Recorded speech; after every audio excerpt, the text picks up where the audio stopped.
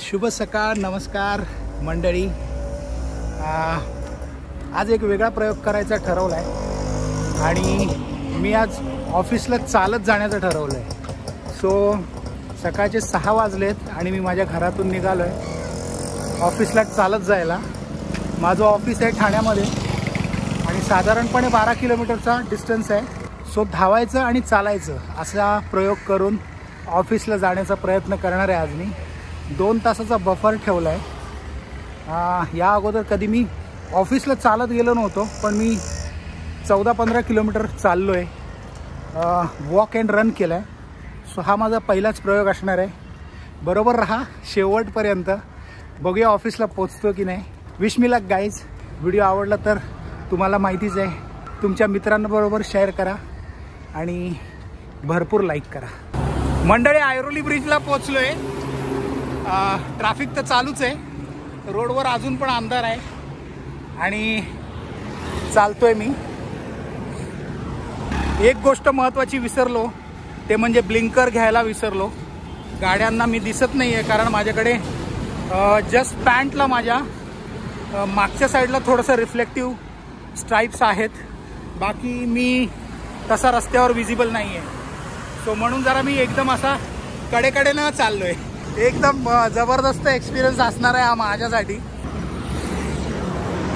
घरातून निघाल्यावर झालेत 20 ते 35 मिनटं आणि 2 किलोमीटर पूर्ण होतील आता थोड्या वेळाने. मी आता ऐरोली ब्रिजवर आहे. माझं ऑफिस आहे 12 किलोमीटरवर. बघूया तर मग मला 12 किलोमीटर पूर्ण करायला किती वेळ लागतोय, ते होत आहेत की नाही हे पण मोठी गोष्ट आहे, कारण मी ऑफिसला चालत पहिल्यांदा चाललो.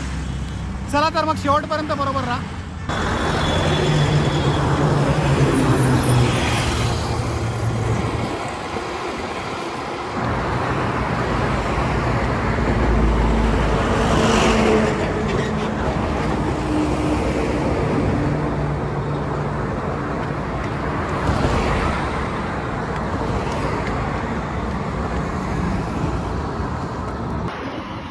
चल आज जा,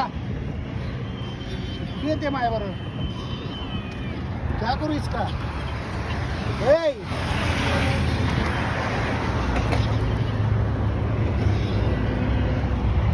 अरे पायात नको येऊस. चल चल, जा जा जा जा, चल.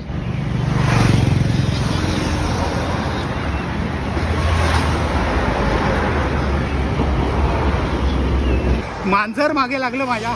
काहीतरी खायला पाहिजे होतं तिला, मांजराचं पिल्लू. बट मी काय करू, माझ्याकडे काहीच नव्हतं खायला आणि मी काही खायला घेऊन आलो पण नाही. आणि पाणी होतं त्याच्यामध्ये पण मी लिंबू मीठ वगैरे टाकलंय, सो ते पण ती पिणार नाही.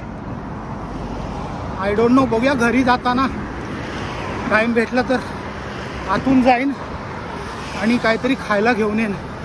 जर भेटली तर देईन तिला खायला. जबरदस्त होतं ते मांजराचं पिल्लू, खरोखर खायला घातलं असतं मी तिला. आज माझ्याकडे काहीच नव्हतं आणि ते 100% खाण्याच्याच आशेने माझ्याबरोबर चालत होतं, धावत होतं. ऐरोली टोल नाका मागे आणि आता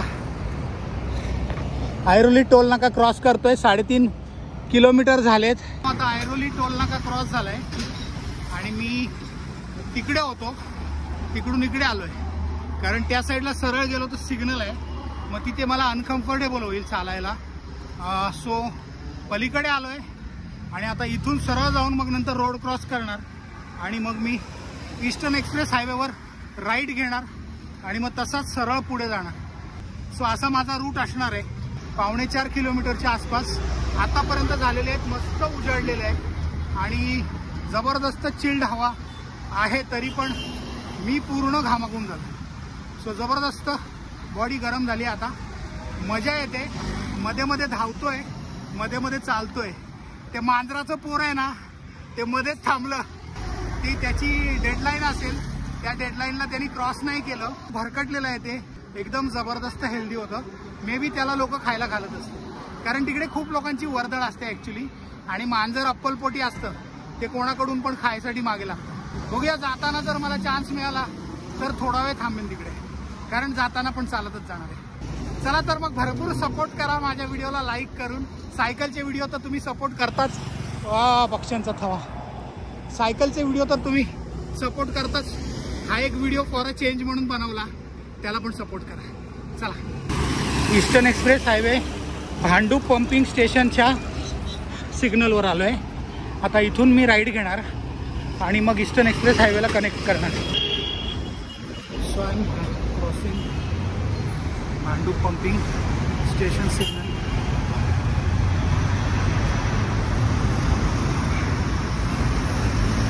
आता ईस्टर्न एक्सप्रेस हायवेवर मुलुंडच्या दिशेने धावतोय. इथे बरेच लोक येतात रनिंगसाठी आणि आता तर मस्त उजाडलं आहे, त्यामुळे भरपूर लोक आपण बघू शकतो चालताना धावताना. हा रोड एकदम बेस्ट आहे. सर्व्हिस रोड पण चांगला आहे. सर्व्हिस रोड पण चांगला आहे. काल आपल्या एका मित्राचा फोन आला, ज्याला एका कारवाल्यानी गेल्या आठवड्यामध्ये सिद्धिविनायकाच्या समोर ठोकलं सकाळी 6:30च्या आसपास. पण मला इतकं वाईट वाटतं आजच्या परिस्थितीबद्दल. टाटाच्या मॅरेथॉनची प्रॅक्टिस करत होता आणि प्रॅक्टिस करत असताना त्याला गाडीने ठोकलं. गाडीवाल्याचं कारण होतं की मी फोन उचलताना माझ्या गाडीवरचा कंट्रोल सुटला आणि मी त्याला ठोकलं. सो एकदम क्षुल्लक गोष्ट आहे. फोन उचलणं म्हणजे अतिशय गंभीर गुन्हा गाडी चालवताना झाला पाहिजे, कारण आता नाही म्हटलं तरी 6 महिने तो घरी आहे. सो मला तुम्हाला सर्वांना एकच गोष्ट सांगायची आहे, कार चालकांना कृपया करून सकाळच्या वेळेस जर गाडी चालवताय, कधीही गाडी चालवताय, तर धावणारे आणि सायकलिस्ट यांची काळजी घ्या रे बाबांनो. खूप मेहनत करतात ती लोक काहीतरी अचीव करण्यासाठी. So be careful.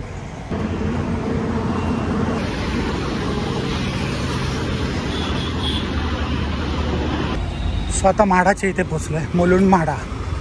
इथून सरळ गेलं की ठाणे, डाव्या बाजूला मुलुंड स्टेशन. सो आपण सरळ जाणार आहोत. आता थोड्या वेळाने एक ब्रिज येईल, त्याच्या आधी 2 मिनटं थांबून हायड्रेशन करणार आहे. खायला तर काय नाही माझ्याकडे, पण पाणी पिणार आहे. सो ओव्हरऑल मित्रांनो आतापर्यंतचा माझा एक्सपिरियन्स एकदम जबरदस्त आहे. मागे बरेचसे रनर्स भेटले मला, खूप मोटिवेट झालो मी. खूप सिनियर वयाचे देखील रनर्स मला भेटले. So it is kind of meditation as well as a great exercise, eco friendly exercise you can say. कारण तुम्ही कुठल्याही प्रकारचं प्रदूषण करत नाही आहेत आणि तुमची तब्येत डेफिनेटली चांगली राहण्यास मदत होते. रात्रीच्या अंधारामध्ये इतर लोकांना तुम्ही किती दिसताय यावर सगळा गेम डिपेंड आहे. मागून कोणी ठोकलं की संपला विषय. सो अशा प्रकारचा हा सगळा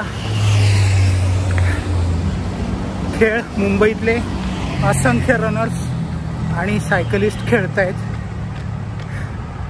एखादा गाडी खाली आला की त्याचा गेम संपला. तोपर्यंत धावत राहा तुम्ही, काय होत नाही. वोटिंग करत राहा, काय होणार नाही त्यांच्या ज्याने पण आपल्यासाठी. सो